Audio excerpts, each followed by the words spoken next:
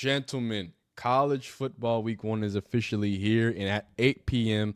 on Thursday, tonight, if you're watching this video, we're going to have the matchup of the century. Them loud, bright Hollywood, Colorado Buffaloes, who are as mesmerizing as primetime was back in his prime, versus the lunch pail heavy hitters known to be FBS breakers, North Dakota State. This is going to be a phenomenal testing for both of these teams. See, what you don't know, and if you don't watch a lot of football and college football, is both of these teams are at a crossroads, right? North Dakota State is coming off one of their worst runs in the last decade after having just a dominance in the FCS era. And Colorado is coming off a 4-8 season where in the first 4 weeks, everybody thought they were playoff bound. Not everybody, right? Plenty of the Colorado haters were easy to confront and confirm that this team just wasn't ready for prime time. But I think with a few different tweaks and snitches, I think they've got a better chance than the team last year. But is the transfer portal going to be enough for Deion Sanders? We'll see. I'm a Deion Sanders fan, but I'm a football fan first. And the way that I see this team, it's looking like a 5-7 team right now. But if they don't win against North Dakota State tonight, 4-8, they'd be happy to get 4-8. I think when you have a transfer team like Colorado, this has nothing to do with their culture. Actually, it does have to do everything with their culture. When you have transfer portal people, you cannot build a culture. So he has to hope, he has to pray, he has to ensure that they come out hot and they start the season the best way possible to allow this team to start gelling over the years. I'm not sure if you know about North Dakota State. North Dakota State is one of the older teams and one of the more older teams that they've had in the last few years. Like I said, they've had struggles within the last few years, haven't been competing and winning national champions at the same clip because they've won so many national championships. So they're at that halfway too, but they've got a lot of seniors now. They've got a lot of people that have matured and grown and played together, and that difference there can either make this game close or can give North Dakota that edge, man. I don't know, man. I have no idea what can happen next, but this is probably the test for Colorado. They're gonna get punched in the mouth, and they're gonna get punched in the mouth early, okay? And it's all about how they respond. So let's get into a little bit of a preview as to what we're cooking here for the game and also Colorado. First, with Colorado, there's a lot of moving parts with Colorado. It really can't be 4-8. If it's 4-8 again, I just want y'all to know not Colorado, but Deion Sanders, he's gonna put himself on his own hot seat. And when I say that, what I mean by that, Road to Glory Dynasty is about to win on my poll here. But when I say that, what I mean by that is that because he has this bit of movability, right? He can move in a different way that other coaches can't, right? He's prime time. He's respected. He feels he's respected in a certain way. Even if he gets quote unquote fired, he's not going to have the same like path of a normal football coach. I think seeing what he's done, seeing the money that he can generate, athletic directors love Deion Sanders. Now, I'm not sure if people are getting that. So will he be on a hot seat? Maybe not, because of how much the admissions are up, how much money Colorado's bringing in, and how many other people probably want that same effect at their school. But when it comes down to brass tacks in football, I don't know how long Deion Sanders is going to stick it out and stay at Colorado with mediocre play. I see that Florida State name calling his name even louder after that Georgia Tech opener. But let's get into what they're saying about Colorado. Let's check it out. All right, after the insanity, hype, and breathless coverage of the phenomenon that was the Colorado 4-8 football season, one key aspect has completely ignored. Year one under Deion Sanders wasn't all that bad. I have to agree. I think this isn't even a hot take, and I know people keep saying this, but like going from a 1-11 team, like can we? And I know people's hatred of Deion Sanders like overrides everything.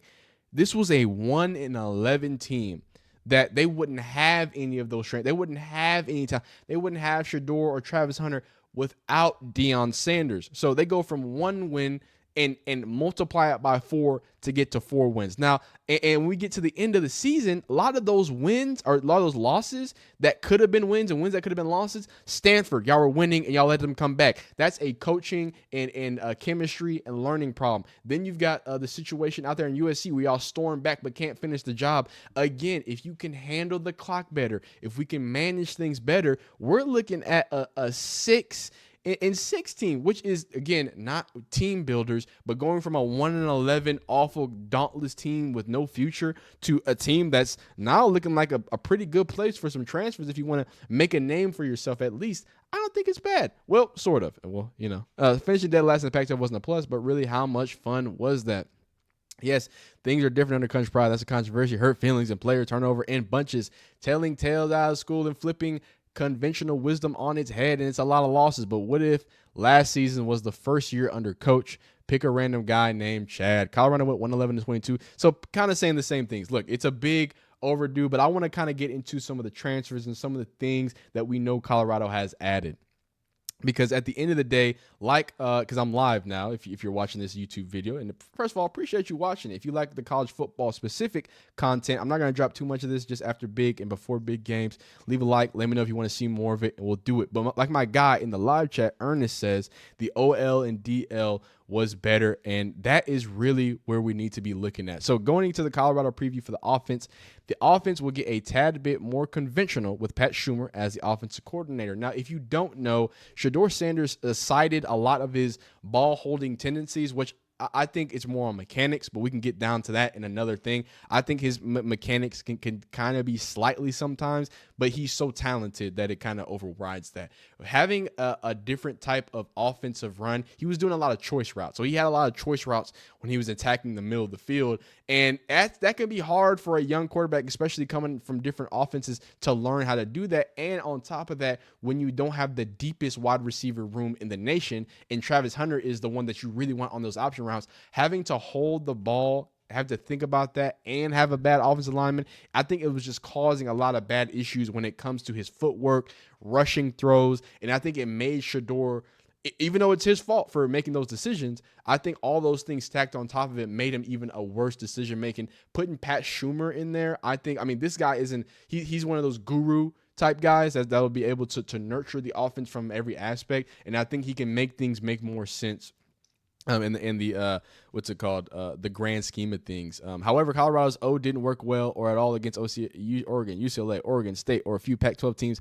All of those defenses were great, but patience isn't exactly a strong suit here, and that is real. Defenses spent more of last year using Shedeur Sanders for tackling practice. He didn't get enough credit for how tough he was, considering the beating he took behind an offensive line that was the second worst in the nation in sacks allowed. Again, people keep trying to say, it was Shedeur's fault. And some of those sacks are Shedeur's fault. But I will also tell you that, and you can ask any quarterback, when you get sacked like that, when you can't trust your offensive line like that, when it becomes an issue like that, the conversations are different. And that kind of goes back to the rushed feet and all those things like that. When you can't trust an offensive line, you're not going to be able to be as confident in throwing downfield. So I'm not mad at him having those situations. I'm not mad at crediting him for some of those sacks. But at the end of the day, dog, that stuff starts to pile up when you get smacked like that. So he's stuck in there, right? And for the most part, didn't throw his offensive line under the bus during the season. Now Travis Hunter, that's a whole different story. But we'll see. Yeah, exactly. You cannot, like Michael Lee said, you cannot, set your feet if you're afraid of your offensive line being hit. It's just not a good, combination. My man DJ's World says Troy's routes and a bad O-line is just asking for 40 sack seasons. And that is, I think, the biggest issue and biggest situation that we have right now.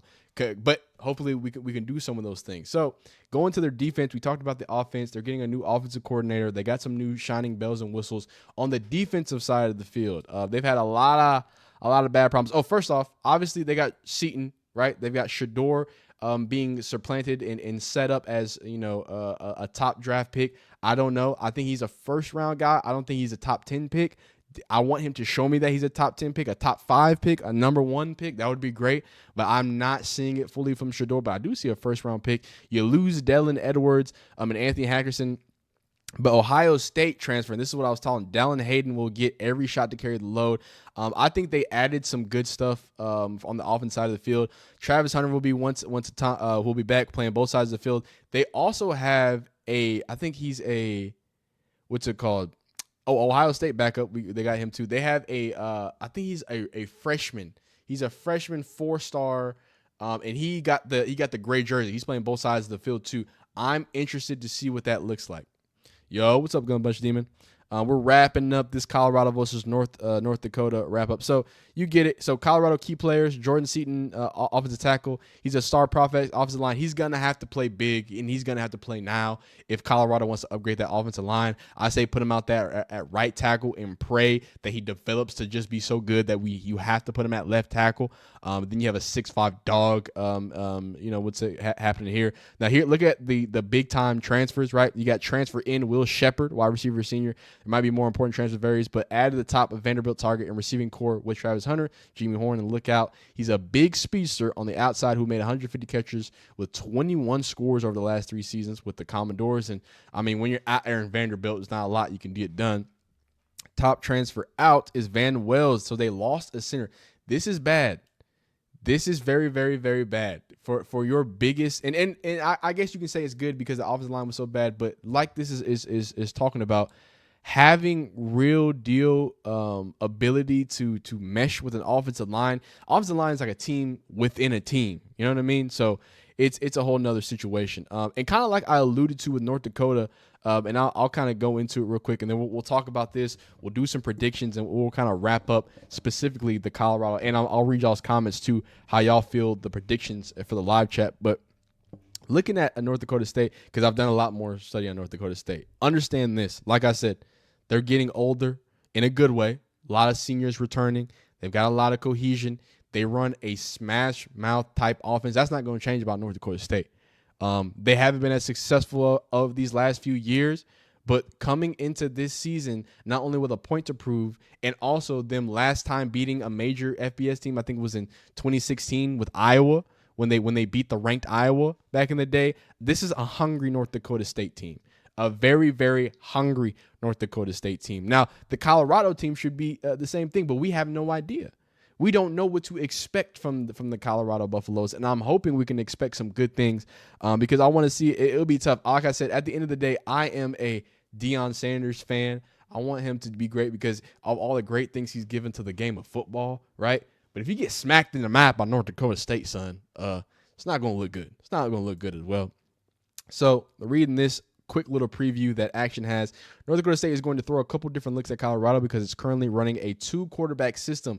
That is nutty. That I don't know how that's going to work, but I like it. I think they get inventive and they're really doing it. Cam Miller is the main passing quarterback. He was really efficient last season. His stats came against SCS opponents, so take it with a grain of salt. But he put up a 94.1 PFF passing grade with 28 big time throws, only 5 turnover worthy throws. North Dakota State does lose its best receiver. Okay, that's important to know, in Eli Green, but it still has a lot of experience returning, like I kind of alluded to. The Bison's second quarterback, Cole Payton, is used in a Taysom Hill style-esque role. I think that's going to give. That is like the perfect setup to give a team like Colorado, who doesn't even have an identity on defense yet. That is the perfect thing to give them issues. If they start taking their quarterback and putting them out at tight end and doing crazy things like that, I think it's going to get real nasty. So he's also not completely limited as a passer. He attempted 27 passes last year, an average of 10 yards per game. North Dakota State returns both of its starting running backs from last season. Also has a freshman in Chamar Brown, who may be the best of them all. Oof. Definitely the Bison's front seven has a lot of depth and experience from last season. They had a pressure rate of over 40% on the quarterback despite blitzing very little. Ugh. They had 11 players rack up double-digit pressures last year, and 9 of them return this year. They run a lot of stunts up front, which is really going to test Colorado's new look offensive line in week 1. North Dakota State's secondary is a big question mark. They're really young, and tackling in space was a big issue, so going up against Colorado's skill position players could be less than ideal. Okay, so this is one of those pros versus negatives type things, right? Like, Colorado is going to excel in the air. They're gonna want to do whatever they can to put the ball in the air and ensure that they can continue to do that, because that's where they're gonna be. That's where their strengths are right now. They've bolstered their wide receivers. They feel like they have a number one overall quarterback when it comes to the big bad Shador Sanders, and I'm not mad at them for thinking so. So they want to make sure that they are putting that they're putting that ball out as much as they possibly can. So it's looking like people are favoring Colorado. Let's get right into the predictions. This is, their secondary being sorry, I was finishing up. Obviously, North Dakota is struggling in the secondary. Colorado is going to want to exploit that and do that. But on the flip side, North Dakota State is great in the trenches. They're probably going to want to exploit that against Colorado. They're giving 9.5 points to Colorado. I think that's a lot. I think if you're a betting man, which I'm not, I live in Georgia, I can't. So, but if I'm a betting man, I would probably take that over. I think there's going to be a lot of points. It's either going to be a lot of points scored in general, or Dion is going to try to make a statement and, put some points up against a team that is supposedly that everybody really wants to beat Colorado. So y'all get in the comments. Let me know who y'all got. North Dakota State, Colorado. Dog, if Colorado loses, Twitter will explode. Everything will be over. And I'm telling you what, man, there's nothing that Colorado can do that can save the season. But college football is back, man. Let me know who's winning. Let me know what your comments are, how you feel, how you see it, how you relive it, man. And we will see you next time. Peace.